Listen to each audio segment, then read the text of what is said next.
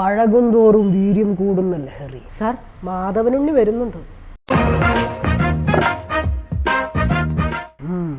മാപ്പ് പറയാനായിരിക്കും. വരട്ടെ.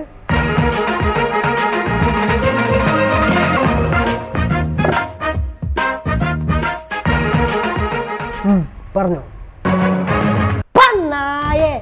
അറിയാവുന്ന നല്ല ഭാഷയിൽ നിന്നോട് ഞാൻ പറയേണ്ടത് പറഞ്ഞു. നീ പക്ഷേ ഈ കെട്ടിക്കിടക്കുന്ന പൊടിയുടെ ബലത്തിലാണ് ഈ കടന്ന് ഒലിച്ചോണ്ടിരിക്കണമെങ്കിൽ ദാ മുമ്പോട്ട് ഇതിനപ്പുറം കടന്ന മൂക്കടപ്പിന്റെ മൂത്തമോൻ ജലദോഷത്തിന് മറ്റേ അറ്റത്തെ ദ്വാരത്തിൽ പഞ്ഞ് മറ്റൊന്ന് വെക്കേണ്ടി വരും. മൂക്ക് ചീറ്റാൻ വന്നവന്റെ മൂക്കിൽ ക്ലോത്തിങ് ക്ലിപ്പിട്ട് അടച്ചു വെച്ച ഈ ഭൂമി മലയാളത്തിൽ മാധവനുണ്ണിക്ക് ഒരു മോനും വിഷയമല്ല.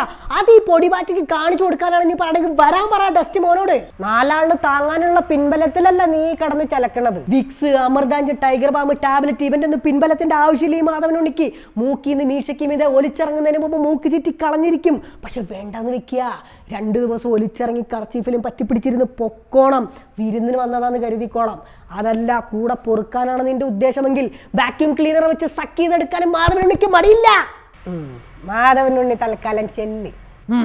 അതാ എനിക്ക് നല്ലത്. നായിന്റെ മോനെ.